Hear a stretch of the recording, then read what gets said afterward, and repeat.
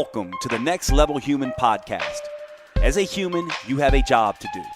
In fact, you have 4 jobs: to earn and manage money, to attain and maintain health and fitness, to build and sustain personal relationships, to find meaning and make a difference. None of these jobs are taught in school, and that is what this podcast is designed to do.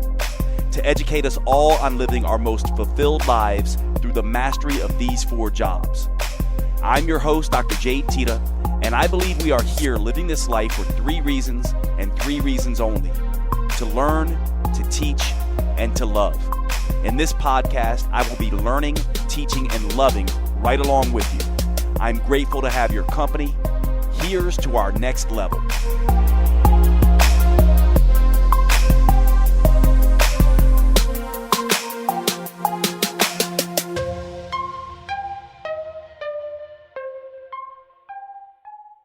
Today, I have a special treat for you. It was definitely a special treat for me, but you're going to hear from my coach, Christina Rasmussen, on this podcast.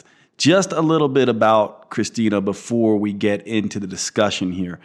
I hired Christina a while back to help me with my divorce and my affair and the fallout from that. In fact, at that time, I was finding myself in a place where many humans find ourselves at these places where our skill set just simply is not going to be good enough to get us to where we need to go. And although I had been schooled in this work and done this work and even had done couples counseling and all of those kinds of things, meaning that I was the counselor, I still needed someone's help, but I knew I didn't just want anyone, and I was recommended Christina, and she and I worked together for a year.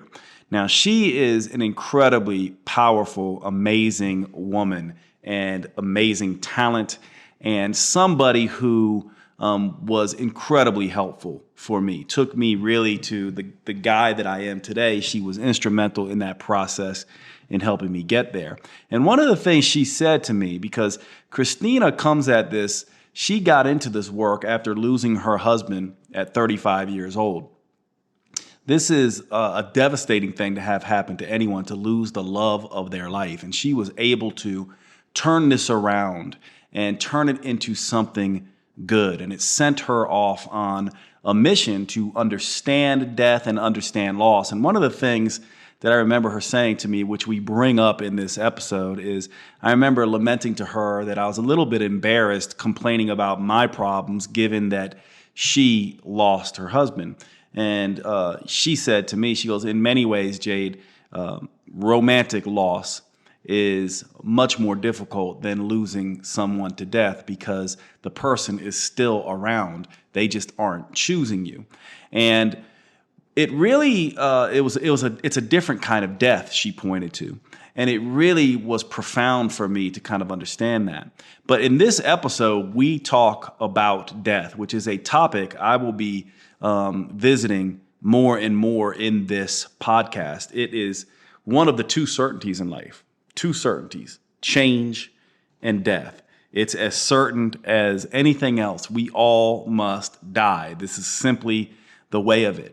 And Christina gives us a glimpse into her journey and her way of seeing death. And this was important for me to share with all of you, because as we begin to talk more about death, and I'm going to do several different episodes, including a solo-sode on this at some point, I wanted you to hear from someone who I deeply respect, partly because her belief system around this and her way of describing it may at first seem to many of you a little bit woo-woo, out there, new agey.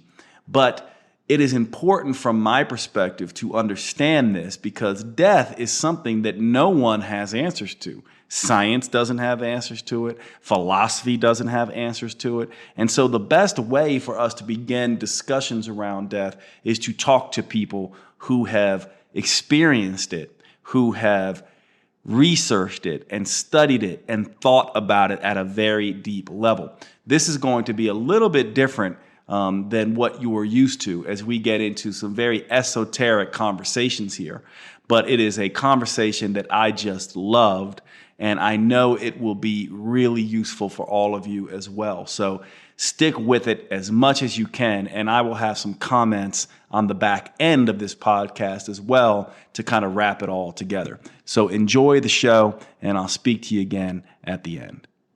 All right, everyone, welcome to the show. Today I have an incredibly special guest, Christina Rasmussen. Hello, my love. How are you doing? Hello, my darling. I am so happy to have this conversation. I am too. And before we get started, Christina, I just want to give everyone who's listening to this a little bit of a flavor about how we sort of came to know each other and have developed our friendship over the years. So years back now, I don't know, it must be about 5 years or so ago, I was sitting with a mutual friend of Christina's and mine, and I was talking about, I was basically mentioning to her that I was going through a really tough time. And she was asking me what I was going through. And I was telling her about, well, I had an affair, I'm going through a divorce. And I was saying to her, I said, it's funny, I've done couples counseling, I've done all these things, I've read all these books, and I'm finding myself in just a very stuck place, and I don't know where to go. And she looked at me, she said, well, are you willing to get some help? And I said, absolutely, I'm willing to get some help. But I told her, I said, I'm just skeptical because it's very difficult for me to find somebody. I've done counseling, I've done these things. I was a counselor and I've had counseling, and I'm just skeptical of it. And she goes, I want you to meet a very dear friend of mine who's been a coach for me. She doesn't usually take people, but I'm going to try to get you in with her. And so the first conversation you and I had, I was like, oh my God, this woman just gets it. And I found myself in this weird position of, sort of being in a place where I was like, oh my gosh, this woman just understands things at a level that I really need to understand. And when, it's that whole idea, right? When the student is ready, the teacher appears. And Christina appeared for me, and we worked together for an entire year. And she helped me. The guy that you know today, Christina, really had a huge hand in sort of mending him and helping on my healing. So, and I wouldn't even say helping is an understatement, Christina. I mean, you and I know I've told you this before, but without you, I think I would have eventually gotten there, but it would have taken me, I think, twice as long, perhaps. I mean, you were just such an amazing human in this regard. And so you might think that I'm having Christina on to talk to all of us about romance. But really what I'm here to talk to her about is the two certainties in life. And there's only two of them. And those two certainties are change and death. And if there's anyone that knows about change and death more than anyone, she's written 2 best-selling books on this subject. Her life experience, and I'm going to let her tell you a little bit about her story, is steeped in this subject. And she's sort of my go-to person to sort of understand this subject. She knows about death at a very deep level, and it is the greatest fear, I would say, for most humans. And so that's why I wanted you here. And I know this is a very deep topic for all of you listening. But Christina, it has just a wealth of knowledge. And imagine if we could learn as humans to embrace death in a very different way, almost as a friend and a teacher and a transition. And that's what I really want you to help us understand, Christina. And we can go in a number of different, directions with this, because you and I can have some of the most amazing conversations. But why don't you start wherever you want to start? I was thinking, telling your story is absolutely fascinating, heartbreaking, and beautiful all at the same time. And maybe we start there, but I really want you to kind of start wherever you feel is the best place for people to understand how you got into this work. Jade, thank you for such an amazing introduction. As I was listening and listening to the great words, I was thinking to myself, can I hide? Can I go off? Can I go away? He can record this without me. It's so hard to hear good things about ourselves, right? Mm-hmm. And I was like, yes and yes, but I remember meeting you, Jade, and I remember that first conversation, and it was almost like I was also meeting someone I knew I could take these sessions, this conversation we had at the level that I found exciting, and why I wasn't just working with anyone. And now I don't work with anyone privately. So at the time, I enjoyed and got a lot out of our time together as much as you did. That year was amazing. And you're one of the kindest, most easygoing, smart, intelligent, kind-hearted people. You see now how that feels when I'm giving it back. And then after that, just watching your journey and witnessing your way of doing work has been extraordinary. And thank you for having me here today. My beginning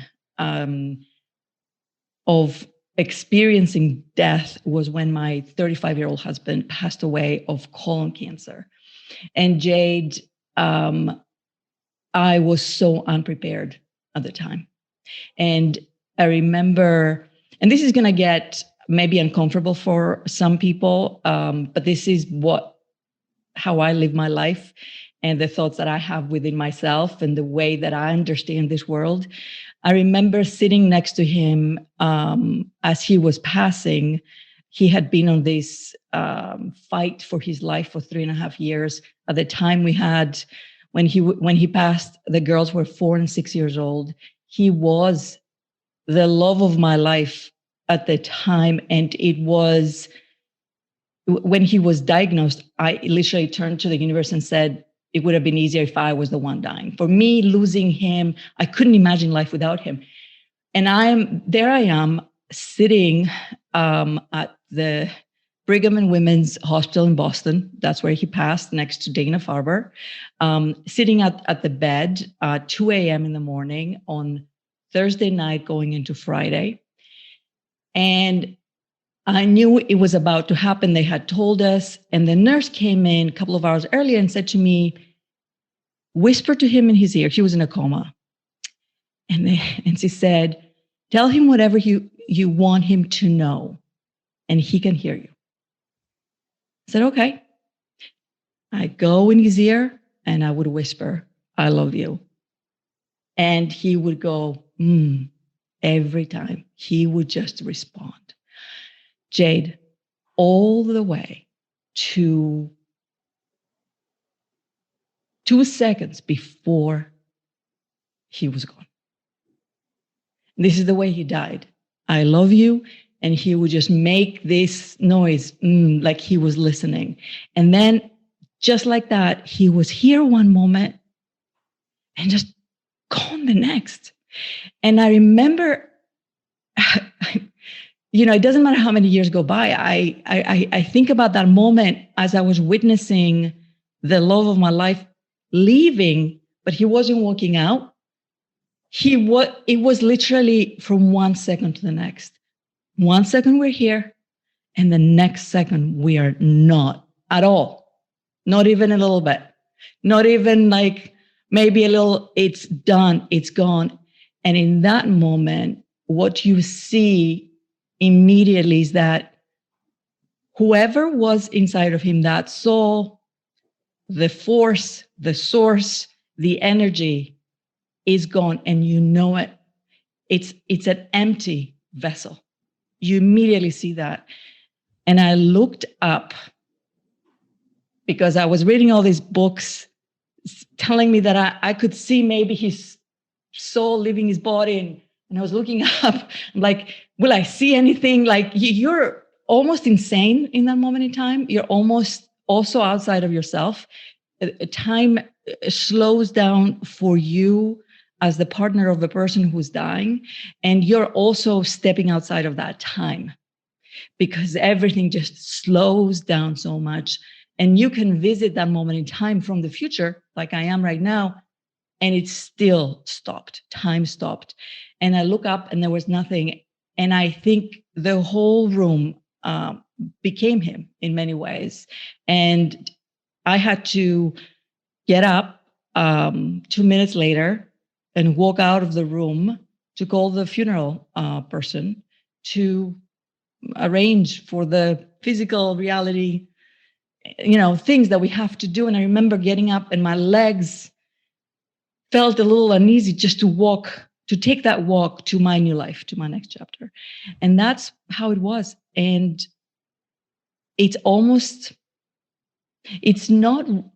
I think it feels unreal because it's so hard for the brain and the mind to understand that we can leave the physical reality without just getting up and leaving. We just leave the body. We just go, and it's done. And that was my first real brush with death in such an intimate, heartbreaking way that there are never any words to describe how that felt.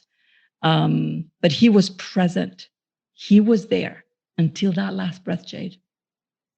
So this to me is like getting a sensitive. I've admitted this to you, Christina. And one of my biggest fears, I've never had this, right? So Christina knows one of my fears. We've talked about it before. Is like I know, and the way I see pain is that the next thing is coming, and the next thing for me is either my own passing, illness, or more than likely the loss of one of my loved ones, probably my parents next.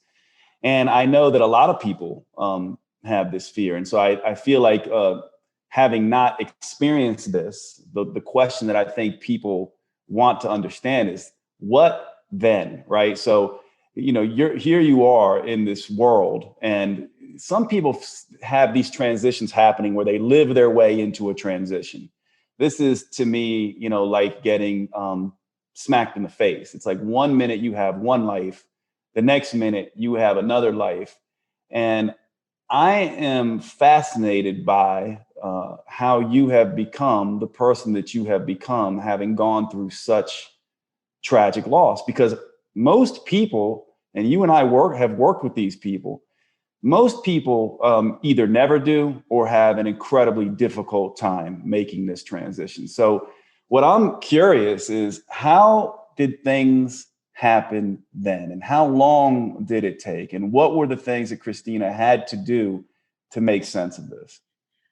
At first, I think the pain was so unbearable that, am I allowed to swear? Of course. I swear all the time. I'm Italian. I'm Greek. So, there's a lot of Greek profanities, but I think that first day, the first 3 days, and I say day, one day, that Friday, let me tell you, I felt so much pain on that day, and it felt like it lasted a whole year. And every time someone would tell me, give it time, I wanted to tell them to fuck off, because giving time, imagine being on fire, like you're burning, and someone saying, well, just take it easy, let you burn, just let you burn. So I'm on fire, I'm burning, I'm in so much pain, and everyone will say, just time heals. So I'm supposed to stay in this very painful state for how long? How long we're supposed to be doing this? And I remember I couldn't drive, so I asked one of his friends. They had all flown in from different parts of the world to be there, to drive me home. And I hadn't been in the house because he was in the ICU for a while, and then we knew he was passing for about 2 weeks. And I remember driving. There was this fog, and it was in the Boston area, Concord, Mass. That's where we lived. And I remember driving. He's driving, and I'm sitting in the back seat, and I'm looking at the fog. And it was 5 a.m. in the morning, and it was almost like this surreal experience that I think everyone feels when someone close that they love so much dies. And grief takes place outside of time and space. So we are stuck in this third dimension, in this physical reality, but our experience of thing it takes place outside of it. That's why we have dreams of the people that we lost. That's why we see things. We see them, we hear them, we smell them. There's a lot of things that are taking place, and people always say, "Oh, they're visiting." No, I think we're visiting. We are visiting the other dimension, because grief, my dear friend, grief is a vehicle. That is the only feeling in the world, because it's love, right? We feel so much grief because we love so much, right? That can take you out of here. and to be able to experience all those things. So I went home and I remember hearing silence. Silence was deafening. It was, I remember putting on the shower and the water falling, everything just, your senses just are exaggerated.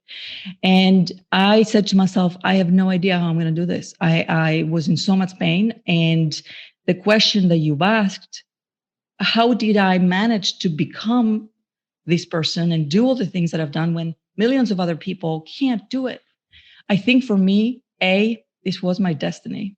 I have thought about this so often.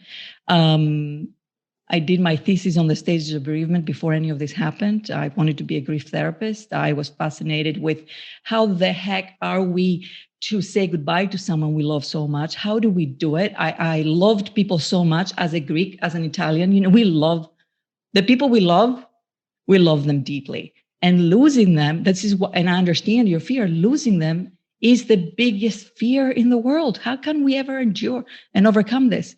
And I said, what the fuck? Like, how is this? How did nobody tell?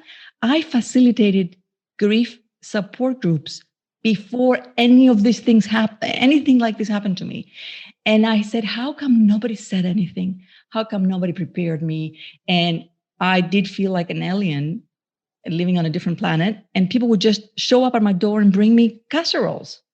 Like, it was like, I'm dying and you're bringing me food. I couldn't even eat anything. There was no food. Like, I couldn't even eat. I had no appetite. And there are millions of people right now, as we're speaking, that are experiencing this. So I started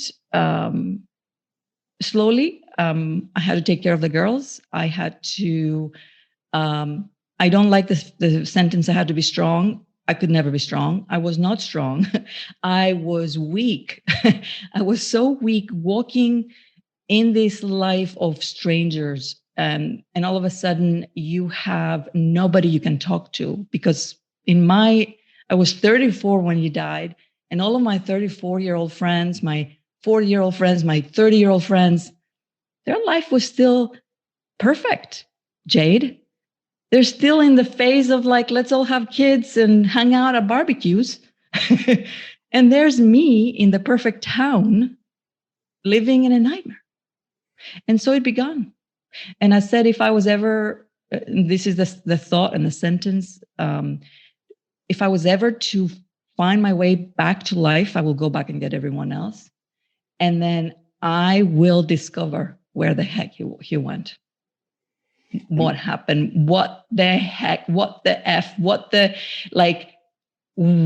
is that? And the books on psychics and mediums and the spirit world, all that language did not capture me at all.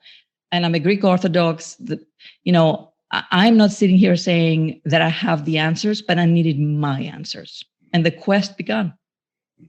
So the interesting thing is, I want to just get some practical before we move on, because I want to continue with this story. But just the practical thing. What was the right thing that someone could have said to you at that time, and was there even a right thing? Like, what is it that we humans, when we're watching someone go through this, what is it in hindsight that you wished, or that you could have said, this is all I need? I'm just curious, because I do think a lot of us who haven't experienced this, we always get it wrong. Maybe not, but I mean, I'm just curious. I'm so grateful for you, Jade, because not only you're asking all the right questions, but I can sense your passion with this, your curiosity with this, the real raw feelings. I feel it. And when someone goes through something so surreal, catastrophic, beyond this world, the other side, the people around them, need to get used to just being next to them in silence if they have to. They need to get used to calling them and them not picking up, and to keep calling. They need to get used to them not being the nicest people. People who are grieving can be angry, can be sad, can be mad. They don't know what they want. They don't know what they need. Sometimes it's nice when some people can take over practical things, but don't make assumptions as to what is right. For example, I had a friend went to my kitchen. And when someone dies, your house is so open. You have friends coming in and out. There's everyone is there in that first week. Don't assume that what you think might be helpful, it will be helpful for them. Someone took all his medications out of the cupboard with his name, and because she thought lovingly that this would upset me, and took them. And I opened the cupboard just to reminisce. I mean, just to look at the medication, and it wasn't there. And this is just an example. And she meant really well. She was a very good friend.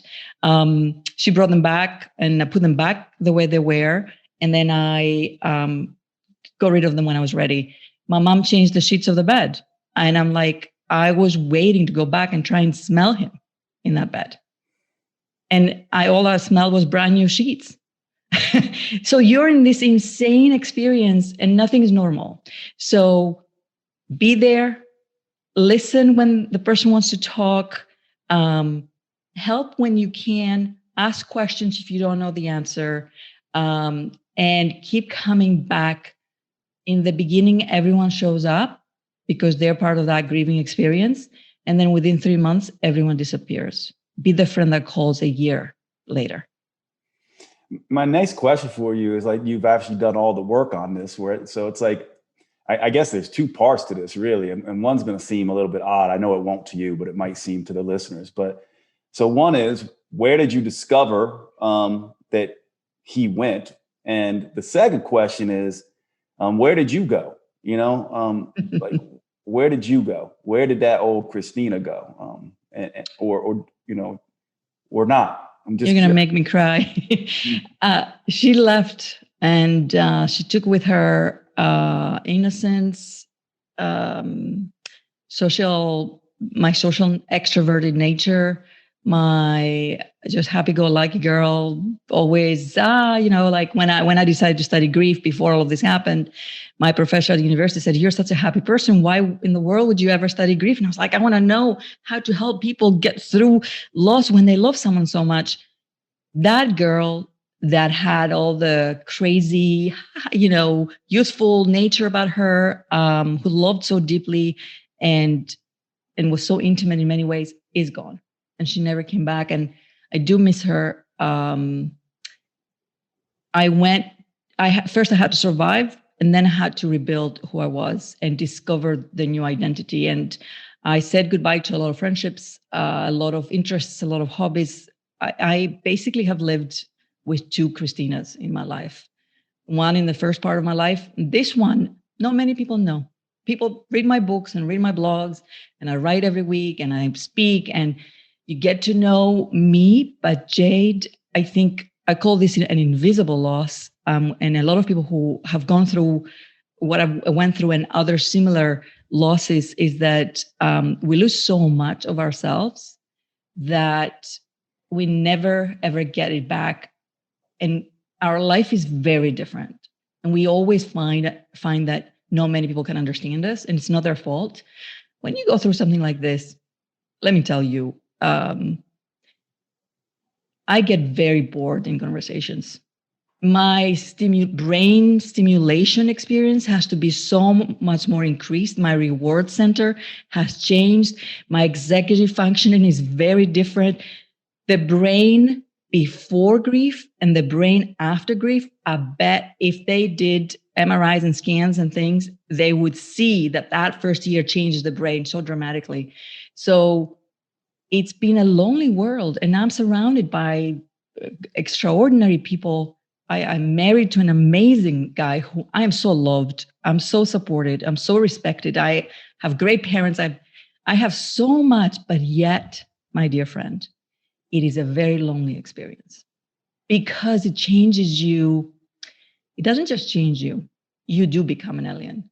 The things that I find fascinating and interesting, I cannot get out and visit with my neighbors next door and talk about those things.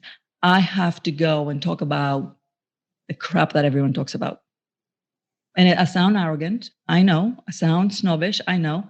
But I'm almost like I'm visiting planet Earth, right? I've been visiting since that day. I remember when a conversation that you and I had, I don't know if you remember, but I said something about, like, I feel like I'm not the same person anymore after I went through my thing, which was a hangnail on the big scheme of life things compared to what you went through. Although I'll let you say a little something on that because Yes. I'll even say it for you because I just want to go on with the story. But one of the things you said is like, you said something along, Jade, you love the movie The Matrix. And she goes, it's like waking up out of the Matrix. She Yes. goes, you absolutely are not the same. And I do, it's funny. It's so funny listening to you say this because in my, I call it my awakening. I used to love the NFL. I could care less about that. It doesn't interest me at all. I used to love mixed martial arts. I mean, I'm like, who is the guy who liked this thing, right? So I totally understand sort of what you're saying here. And it is, and I have lost a lot of my, I tend to be more deep than humorous now. Yes. You know what I mean? And that feels a little bit like a loss, but I also feel like I've gained so much. And I guess that's the next sort of, well, before I said, I'll say what Christina told me. One of the things she said is, I remember talking to her and I said, I can't believe I'm sitting here complaining to you about the loss of a love and going through what I've gone through. And you lost your husband. And I don't know exactly how you said it, but you said, Jade, in a lot of ways, what you went through is worse because the person is still there as a potential and you can't have them. At least in mine, it's just gone. And I say to people who have gone through a divorce, I say, the person is dead for you and alive for everyone else. That's the way you put it.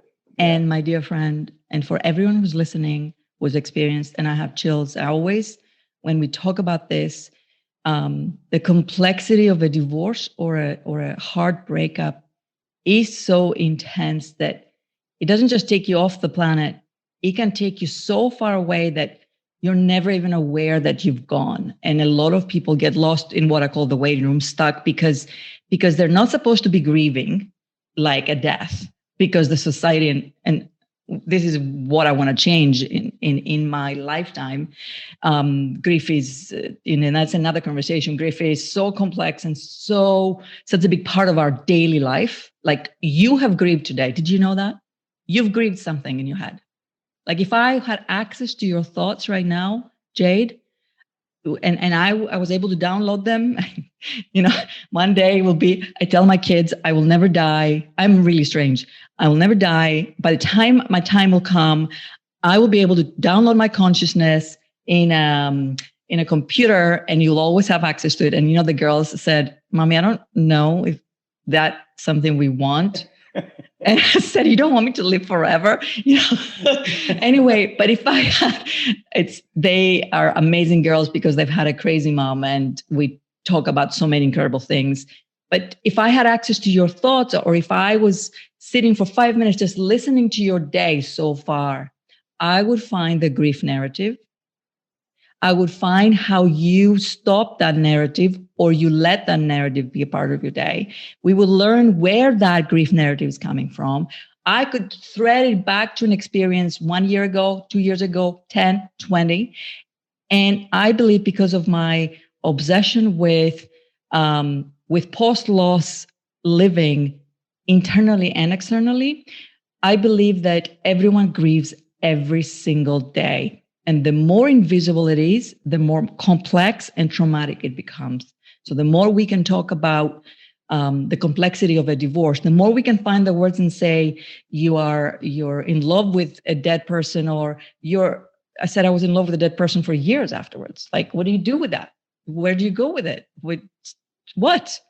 And love transcends time and space. Love is the thing that is the bridge to I hate the words the other side, to the world that cannot be seen through our senses. It does exist. And it's a matter of time before every kid gets to know this in school. And we are being told that as a fact because we have proven it and we're getting close to that. But anyone who has experienced a hardship, I call it a moment of impact. A moment of impact, whether it's considered a small moment of impact or a big moment of impact. If it has changed you, you are responsible to discover the changes that it has brought on your life and to talk about them, to find a way to externalize and understand and process and say yes to the resources and the friendships that allow you to do that. Otherwise, we're all screwed. So where did he go? Where do these things go? What is your? I wish we had a wine. Yeah, this is a wine conversation for sure. So I know, a Greek and an Italian sitting talking death with wine. Just happy to talk about this for hours. So when we died, so I wrote a book called Where'd You Go? And Jade, I nearly didn't, really didn't, because I was so afraid of not only that it was going to be very different to what's out there and the way that I found my way into his version of the world, or the world that is not visible here, but at the same time, the hate that I've received from that, or the anger, if someone is not experiencing the same that some people are experiencing, has been intense. Always worth it. He went on a very different existence that the physical brain, the physical matter experience, the way that we have been trained to live in this life is very hard to understand. Here's what I say. When the fact that we have access, even just a little bit, to a world that cannot be seen, whether it's signs or whether it's proof of some kind, or we hear things or we see things, or we have consciousness. You hear me? You can hear me okay, yeah, right? I got you. We have consciousness that when we sleep travels outside of our bodies, or we have the near-death experiences, and we get to see a world beyond this one. We come back changed. However, or with my temple journeys that the book takes you on. However this happens, if we were not meant to know this, it wouldn't have been a part of our lives. And if we were meant to know it all, we would have known it already. The way humans evolve is that every time we discover a new reality, every moment we observe that new reality, a new hidden reality gets seen for the first time. And we will never reach a place where we've reached the end. There is no end. Like the Big Bang, that we can keep going. There is no, it's infinite. And no reality is objective. Everything is subjective. So my version of where did you go, my understanding, my experiences, my proof may be very different to everyone else's. In my world, is that he actually lives a different life right now. He's in a physical new life, but also outside of it, because I believe our consciousness and our second dimensional, outside of this is a holograph. It's a holographic experience. And for anyone who wants to know more about this, they have to read The Holographic Universe. You can also buy my book, but The Holographic Universe is a classic by Michael Talbot, and it is an extraordinary book. And it explains how this, you and me right now, Jade, this experience that is taking place is a hologram. I read, it's funny, I read that book. It's an older book. I must have read that in my early 20s. And it's tough for me I know it had an impact on me, but it's tough for me to sort of bring up exactly sort of what it was about, but essentially that you get these repeating patterns. And so what dawned on me is interesting. Then when you said he's living a different reality, and then I go, well, so are you. And I also love this idea, right? Like you are as well. Like we talked about, you and I are living different realities. It's just in the same, I guess, dimension in a sense, but it's still a different, sort of a different reality than what we were living before.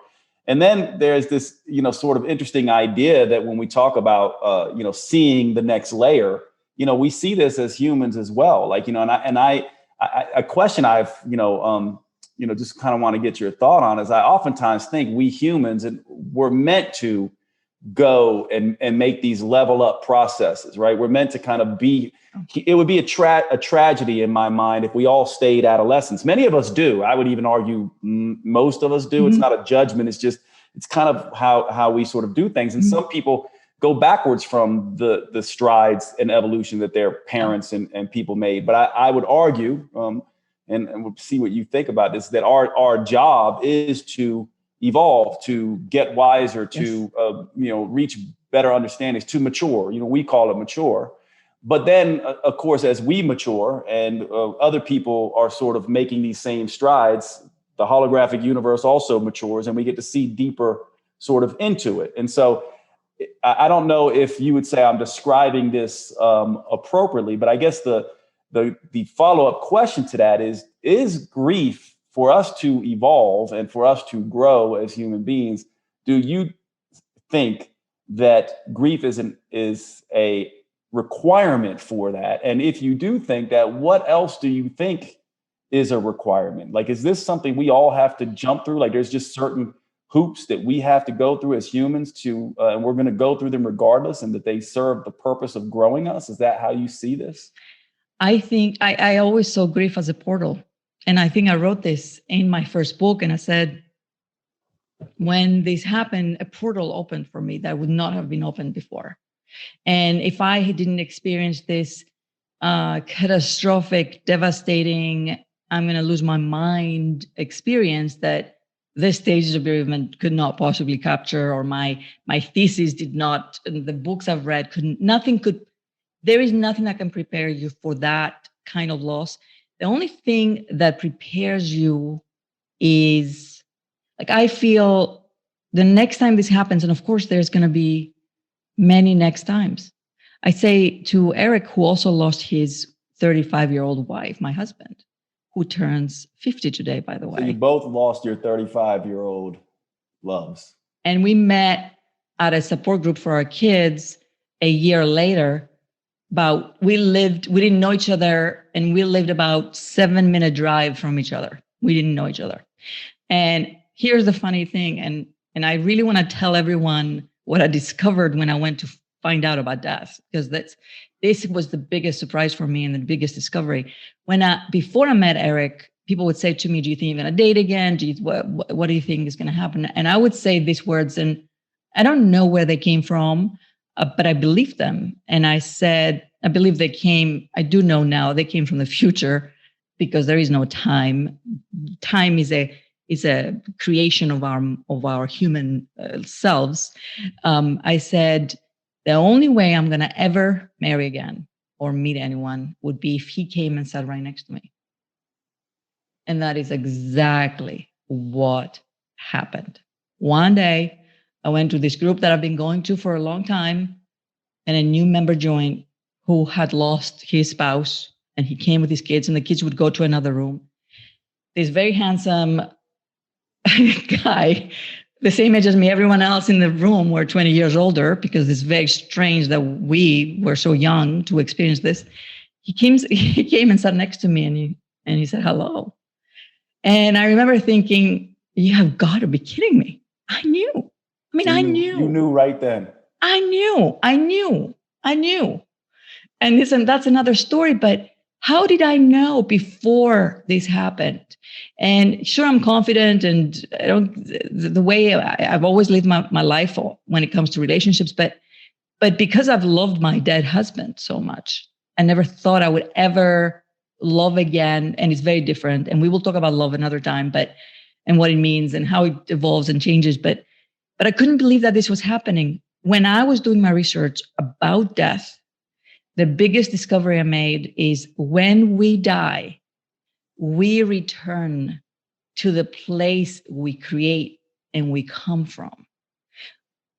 Death is just a door, and my whole book is the doorway. Death is just a door back to the place that exists outside of time, outside of one reality.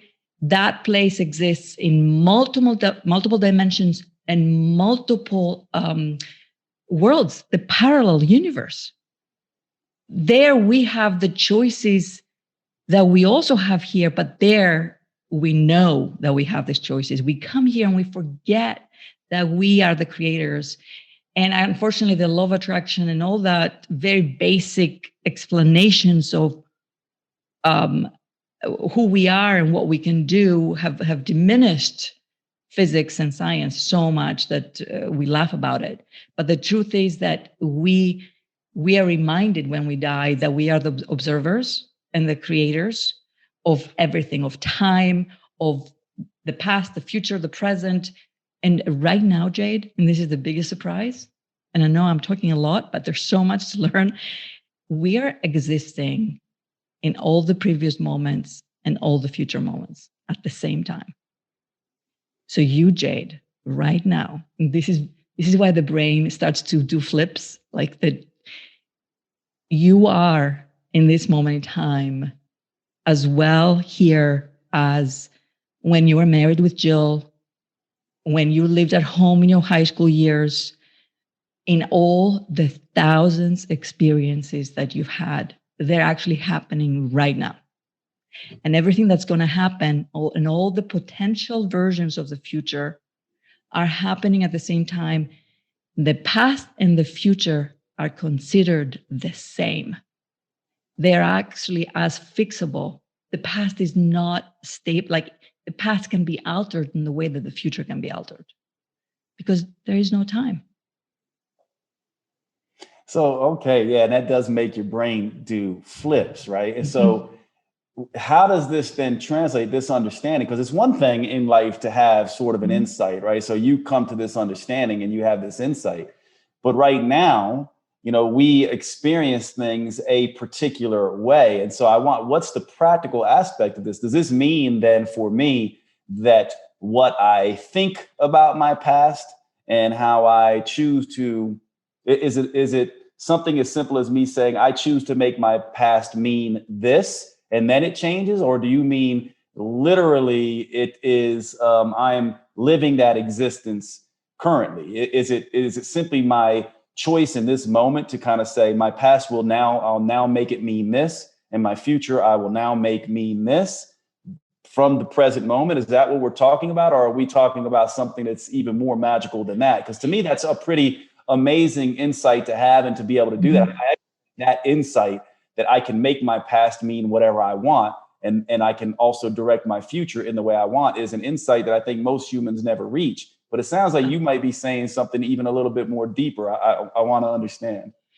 So I'm so excited about this part. About 2 weeks ago, I was hired to do a speaking engagement on a panel that was taking place for SpaceX to take into orbit 104 human remains for a space bureau. And I remember being invited to be part of this panel and thinking to myself, you've created this. And as the countdown was taking place in SpaceX, the rocket Falcon 9, which is the biggest rocket, I did my talk. Nicole Stott, an astronaut, did her talk. Frank White did his talk. He's the creator and the guy who coined the overview effect. The three of us were the speakers. And then the countdown begins, and about 700 people who were there saying goodbye to their loved ones going to space. And I felt really emotional because I said to myself, Christina, you've brought this in your life. And that is one example of many that I believe that I have observed these futures that are taking place. And observing the past can change it, Jade. There's a human version of the way that we can explain that. And then there's a supernatural version. Have you heard of something called the Mandela effect, where past can change in the same way as the future? And we, by telling different stories and by observing the past in a different way, it does leap. The leaps may not be big because we are in this physical reality and we are confined by the beliefs that we are stuck in time, that we are stuck in this body, that we can't have an out of body experience, that we can't have a near death experience, that we can't experience all those things. But if we allow that belief to change, and if you start thinking, and this is the hard part, and this is, you're going to experience depression because of it, you're going to experience isolation, loneliness, sadness. Because if I wake up every day and I think death is not real, we change existence when we move from this reality to the next. I am in control of my life and I can create everything I observe with the belief that I observe it in, and that I can choose the version of the future that I want, then that responsibility is huge. And millions of people will not accept the truth of that, my friend. You know, I mean, I'm going to say something that might sound crazy. It won't sound crazy to you, though, but I mean, maybe to some people. And it's a question. So I'll phrase it like a statement, but it's a question. It sounds almost as if when I listen to you speak sometimes that it's almost like we are the gods who get to create. Yes. And I know that's crazy, but is that actually kind of what you're saying? We are God. We are divine. We are energy that's created can never be destroyed. We are created forever and infinitely. And I think that we also have the responsibility to know this and also live without knowing it. Because if we lived as gods, we wouldn't experience the lessons and the mistakes. So my job every day, Jade, is to wake up knowing what I know and still make all the crazy mistakes I'm going to make and still complain about whatever I'm going to complain about and still be human, but then use the knowledge for the things that really matter to me, and also let go of the controls of the God like skills, because people will die. Because you know why they will die? Because we have created death. And God help me for all the messages you're going to get about this conversation. And because what will happen, I ask this question, what will happen when we stop observing death as real? We won't die. And there's history for many hundreds and thousands of years ago that there were kings and queens that lived 600 years. You can actually research and find history, real history, that will tell you that there was this emperor that lived for a really long time, Jade. But we have created the 100-year length. We have created the timeline that we're supposed to be in this body. The day that we choose that this timeline changes, we will have allowed for ways to live longer, 200, 300 years. So we die because we observe our own death. So we have 10 minutes left, and I want to kind of, I can imagine, and I know you can imagine, there's people listening to this who are having any number of thoughts. Some are just kind of like, this is crazy talk. Some of them are just like, oh my God, this speaks to me on some level I don't quite understand. Some are like, I feel like I have a sense of this because I've experienced it. I think that's where I sit. I feel like I have a sense of it, but a very little sense. But I feel like I've experienced some unexplainable things in my life that have allowed me to see some of the truths of this. And part of it came out of my pain.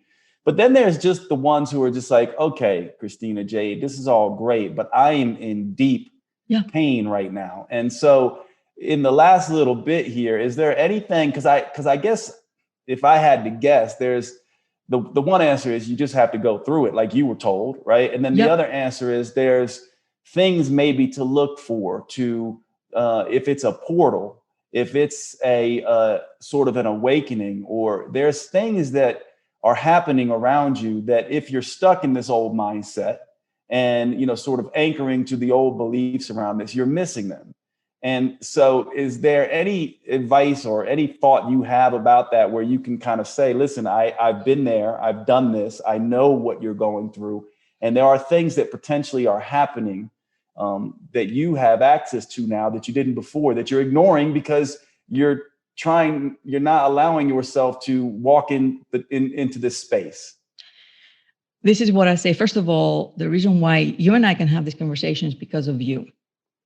So I'm invited to all these different podcasts like you are. Like there's so many different people that you go in. And I always allow for the interviewer to take this conversation to the level they're capable of taking it. And I stay within that level every time. And you, my friend, are able to do this, for us to have this conversation. So if someone is listening, was like, I'm in debt, my wife just left me, I am depressed every day, I'm suicidal, there's so many, and my community have those problems and then some, right? Start from zero. Start from level zero. Start with nothing. I started with nothing, minus nothing, I was underground. There was not only nothing, everything I knew that was real wasn't real anymore. Everything I wasn't here anymore. The way I felt about the world is gone. And if that is you, for whatever reason, whatever your moment of impact was, start with very little, close to nothing, and go on your own journey to understand the next level of your life. I call it life reentry. And I have millions of practical ways to do this. But if I was to say one thing, it would be take the advice that fits nicely in your own brain and then use it to change your life. And start with small steps. Start with not activating your fear center, because the fear center, when I started looking at this or any of this or the beginning of neuroscience, I applied for my PhD finally, and hopefully I'll get in then starting in August or September on neuroscience and psychology, because all this time I was teaching myself to understand my own brain. The brain is your engine that filters this reality. Any change you make inside of your brain from one new thought a day, from one new belief, from one new paragraph you read in a book, from one hike and a walk you took because you heard Jade say, get out, do 10,000 steps. The thoughts you had that were new in that walk are going to be a part of your change. And if it's not small in the beginning, I don't think it's doable. Not to the level that we've reached in this conversation. And you don't have to get here, and you don't have to have all the answers, but you have to know that we're all made the same, that if Jade and I can have an understanding of this and live our lives from the observer effect, you can Google those words, the observer effect, and believe even at 20% that we are the creators of our everyday existence, the good and the bad. So can you. If I can do it, you can do it. And I love that. There's no other, I am not special. You're not special. We're all the same, and we're here to learn. So be human, be the next level human, and also be consciousness. And in the way that you came into this world, because we are both, and we deserve to be both and experience both in this life. Otherwise, we wouldn't have access to it at all. We wouldn't even know about it. Christina, I love you. Thank you so much for taking the time to be here with all of us. How do people get more of this work and this understanding? You have two amazing books, Second First and Where Did You Go, right? Mm-hmm. And yes. Where else do you have your podcast. So tell us where we can get more of this information, because there's going to be people who just want to eat all this stuff up and it's going to send them on a tear. So I want to make sure they know where to find you. So ChristinaRasmussen.com is the main hub for the book, Where Did You Go? If you want to experience a portal getting in and out of this dimension, and yes, it is as crazy as it sounds, the Where Did You Go book is for you. If you've gone through a difficult loss, a death, the Second First book is for you. That introduces life reentry, which is a process. ChristinaRasmussen.com, dearlifepodcast.com is my weekly podcast that I do every week without a miss. Liferange.com is the institute where we do the teaching of life reentry and the trainings. And secondfirst.com is my blog that I've been writing for 10 years every Friday. And I talk about everything and anything that has to do with nostalgia and grief, because I believe it is a portal and it is our gateway to a different existence and a next evolution and the next level human, as you say, Jade, so well. Thank you so much, Christina, for being here. And thank you for saving me and just being so amazing and helping so many people change. You're the best. Thank you so much for having me, Jade. This was awesome. All right. Thanks so much for joining today. I hope you enjoyed the podcast. I do want to say a couple more things before I let you go on this idea of death, which we will be covering more in this podcast. One of the things that I think is so important as humans, and especially as next level humans, is to confront our fears. Death is an unknown. It is something that we simply cannot understand. But as you've heard Christina talk about, it is she sees it as very much a transition. And what I want to say here is that with death, one of the things that I think is powerful is for us as humans to begin to understand and fool around with how we think about death and all the ways that it's been described by philosophers, by religion, but mostly by the people like Christina who have gone through it and watched it and thought about it in a very deep way. I have a tattoo on my chest, Memento Mori, which is a Stoic saying that means remember death. And it is a call to action in a sense. Many people see it as morbid when they ask me about it. But really, Memento Mori and this Stoic saying of remember death is a call to action to understand that our time here is limited and that we cannot waste time putting our creative works out into the world. Our time is not guaranteed. You might be here another 15 seconds, another 15 minutes, another 15 years. For all we know, another 150 years. The point, though, is that you will, at a time, come to the end of this life as we know it. And the way that you think about and spend time with thoughts about death is the degree to which you will be able to make that transition. For me, I know that by contemplating death and understanding how I will approach death, I can exert some level of control over it. At least I don't know when I'm going to die, but I can actually choose how I will die. I will choose the way that I can die. You can do that as well. And I don't mean the way in terms of what will happen that will finally get me there, whether it's going to be an accident or an infection or an illness or whatever it's going to be. I mean the way that I think about it, the way I show up for it. Am I going to be terrified of death and avoid it? Or am I going to look at it in the eye and treat it as a best friend, something that actually spurs me to live my best life? So by the time I get there, I can be proud of the human that I have been. And death gives us that ability. Without death, without this coming ending of a thing, we might not ever feel the urgency to be our best next level human selves. And that's what I want to leave you with, is I want you to be thinking about when death comes for anybody, it is an opportunity for us to essentially evaluate the way we are living. There is no light without dark. There is no life without death. This is part of its magic. And the more we think about it, the more we sit with it, and the more we decide how we will show up when it comes, however it comes, is the part that will free us from all aspects of angst in life. And to me, this is a key thing that nobody wants to talk about. Death is powerful for us if we allow it to be. I'm going to leave you with that. We will revisit death in future episodes. Before you go, let me tell you about our sponsors. Don't forget about Cured Nutrition and Paleo Valley. CuredNutrition.com and PaleoValley.com. Cured Nutrition is the CBD company that I use. Every night before I go to bed, I take their Zen formulation to help me sleep.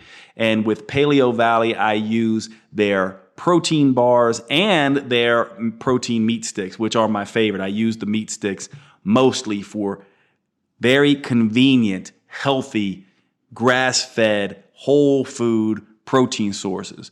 Both companies use the code NEXTLEVEL. You will get a discount on those, and I will get a little bit of a kickback. This is the kind of relationships that I love to have. Please go and check out Cured Nutrition and Paleo Valley, and I will see you at the next episode.